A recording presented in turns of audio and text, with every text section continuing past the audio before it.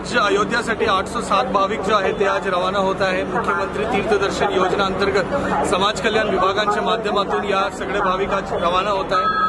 याच्यामध्ये आपल्याकडे जेवढे अर्ज प्राप्त होते त्याच्यामध्ये तालुकानिहाय लोकसंख्यानुसार आपण त्याची लॉटरी काढलं, त्या अनुषंगाने या ठिकाणी यादी जाहीर झाली आणि त्याच्यानंतर 807 भाविकांना पहिल्या टप्प्यामध्ये अयोध्याला भेट देण्याची संधी मिळत आहे। IRCTCच्या माध्यमातून याचे पूर्ण नियोजन करण्यात आलेलं आहे। इथून जो ट्रेन आहे डायरेक्ट अयोध्याला घेऊन जाणार आहे। अयोध्यामध्ये दर्शन आणि स्थानिक सगळे नियोजन झाल्यानंतर त्या ठिकाणी दर्शन व्यवस्थित करून त्याला परत 4 ऑक्टोबरच्या दिवशी त्यांना परत जळगावला घेऊन येणार आहे। महाराष्ट्रामध्ये आज सकाळी कोल्हापूरची माझ्या माहितीनुसार ट्रेन निघालेली आहे आणि त्याच्यासोबतही आज जळगावची ट्रेन पण येथून निघत आहे। दोनों जाऊन अयोध्यामध्ये दर्शन घेऊन सगळे भाविकांना परत घेऊन येणार। सर, मी तर माझ्या अधिकाऱ्यांचं या ठिकाणी अभिनंदन करेल की महाराष्ट्रामध्ये सगळ्यात पहिला बहुमान जर कुणाला मिळतोय तो जळगाव जिल्ह्याला मिळतो आहे।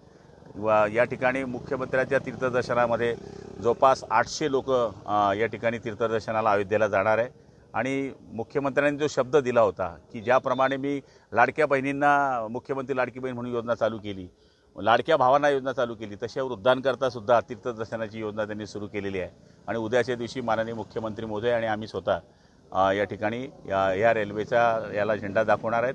मुख्यमंत्री मला वाटतं ऑनलाईन राहू शकतील आणि मला वाटतं की महाराष्ट्रामध्ये हा सगळ्यात पहिला बहुमान आपल्याला मिळालेला आहे।